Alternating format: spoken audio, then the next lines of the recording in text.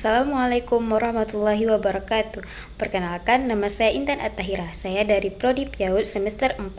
Pada kesempatan kali ini, saya akan memaparkan materi terkait dengan teori perkembangan kognitif anak usia dini, yang merupakan bagian dari tugas mata kuliah metode pengembangan kognitif anak usia dini dengan dosen pengampu Ibu Syarfina MPD.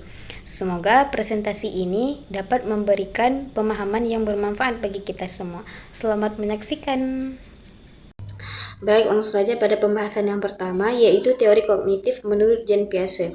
Menurut Jean Piaget, perkembangan kognitif anak terjadi secara bertahap sesuai dengan usianya. Artinya, cara berpikir anak itu berubah seiring bertambahnya umur si anak. Konsep utama pada teori kognitif menurut Jean Piaget, yang pertama itu ada asimilasi, yaitu proses memasukkan informasi baru ke dalam pengetahuan yang sudah ada. Contohnya, anak sudah tahu kucing itu berkaki 4. Nah, saat anak melihat kelinci, dia mengira itu juga kucing karena sama-sama berkaki 4. Yang kedua itu ada akomodasi, yaitu penyesuaian pengetahuan lama karena ada informasi baru. Contohnya, anak mulai sadar bahwa kelinci itu berbeda dengan kucing, jadi dia memperbaiki pemahamannya.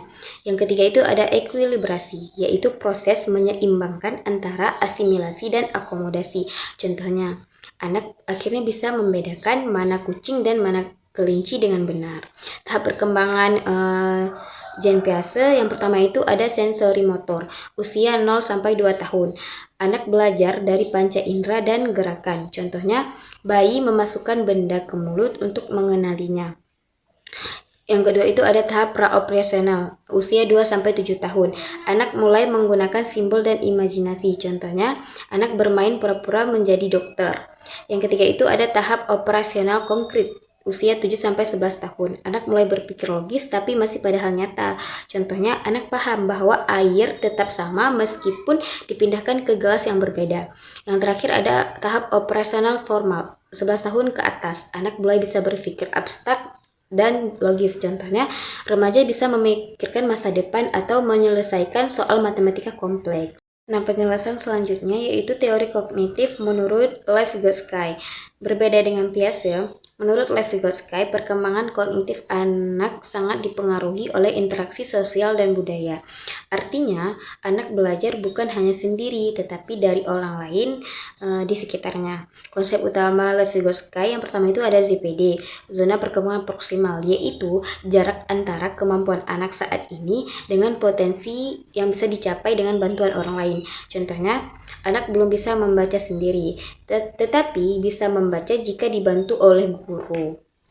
Yang kedua itu ada scaffolding, yaitu bantuan sementara dari orang lain. Contohnya, guru membantu anak mengerjakan soal, lalu perlahan bantuan dikurangi sampai anak bisa sendiri. Yang ketiga itu ada private speech, yaitu anak berbicara sendiri untuk membantu berpikir. Contohnya, anak berkata, ini taruh di sini, ini taruh di sana, saat menyusun balok. Peran penting dalam teori Vygotsky yang pertama itu ada bahasa, karena bahasa membantu anak berpikir dan memahami dunia. Yang kedua itu ada guru dan teman sebaya. Contohnya, anak lebih cepat belajar saat berdiskusi dengan teman.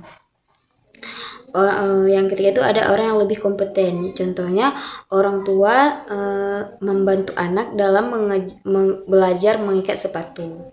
Baik, penjelasan selanjutnya itu teori kognitif menurut Jerome S. Brunner. Menurut Brunner, proses belajar itu bersifat aktif. Artinya, anak tidak hanya menerima informasi, tetapi harus terlibat langsung dalam proses pembelajaran. Anak membangun sendiri pengetahuannya melalui pengalaman dan interaksi dengan lingkungan. Ada dua konsep utama dari Jerome S. Brunner. Yang pertama itu adalah kurikulum spiral.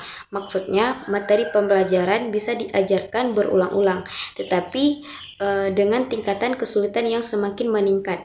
Contohnya saat di TK, anak hanya mengenal angka. Kemudian di SD, anak mulai belajar penjumlahan dan pengurangan. Lalu di jenjang yang lebih tinggi, mereka belajar konsep matematika yang lebih kompleks seperti aljabar. Jadi, materi yang sama terus dipelajari, tetapi semakin mendalam. Konsep yang kedua adalah discovery learning atau belajar penemuan. Di sini, anak didorong untuk menemukan sendiri pengetahuannya, bukan hanya menerima penjelasan dari guru. Contohnya, guru tidak langsung menjelaskan bahwa air bisa menguap, tetapi anak diajak melakukan percobaan, seperti menjemur air, lalu mengamati bahwa air tersebut berkurang. Dari situ, anak dapat menyimpulkan sendiri bahwa air mengalami penguapan. Selanjutnya, Brunner juga menjelaskan tentang 3 tahap representasi dalam belajar, yaitu tahap yang pertama adalah enaktif, yaitu belajar melalui tindakan langsung. Contohnya, anak belajar berhitung dengan menggunakan benda nyata, seperti kelereng atau jari. Tahap yang kedua adalah ikonik, yaitu belajar melalui gambar atau visual. Contohnya, anak menggunakan gambar apel untuk memahami jumlah. Tahap yang ketiga adalah simbolik, yaitu belajar menggunakan simbol atau bahasa. Contohnya, anak mulai menggunakan angka, huruf, atau rumus. Intinya, menurut Brunner, anak akan belajar lebih baik jika mereka aktif, mengalami langsung, dan menemukan sendiri pengetahuannya. Nah, selanjutnya kita masuk ke teori dari David Paul Altshuber. Nah, David Paul Altshuber ini menekankan pada belajar bermakna atau meaningful learning.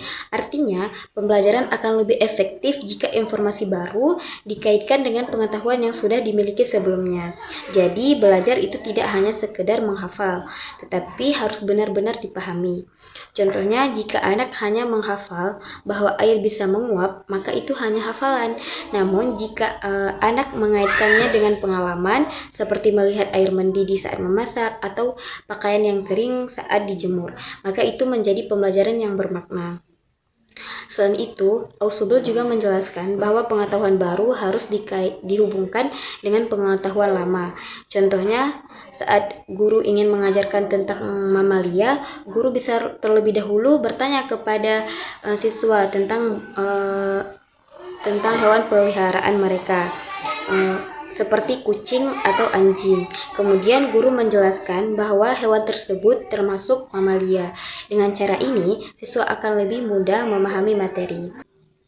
Baik, selanjutnya teori kognitif menurut Benjamin S. Bloom. Bloom mengembangkan yang disebut dengan taksonomi Bloom, yaitu pengelompokan kemampuan belajar manusia ke dalam beberapa tingkatan. Dalam teorinya terdapat 3 ranah belajar, yaitu yang pertama, ranah kognitif, yaitu yang berkaitan dengan kemampuan berpikir. Contohnya seperti memahami materi atau menyelesaikan soal. Yang kedua itu ada ranah efektif, yaitu yang berkaitan dengan sikap dan nilai. Contohnya seperti kejujuran dan tanggung jawab dalam belajar. Yang ketiga itu ada ranah psikomotor, yaitu yang berkaitan dengan keterampilan. Contohnya seperti praktik olahraga atau melakukan eksperimen.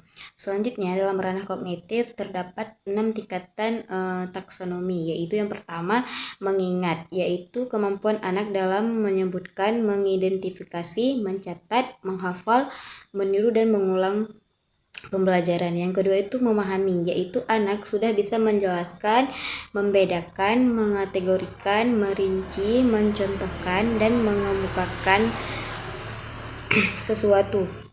Yang ketiga itu menerapkan, yaitu anak sudah bisa membiasakan, melengkapi, menentukan, mendemonstrasikan, dan mengklasifikasikan dan mengklasifikasikan.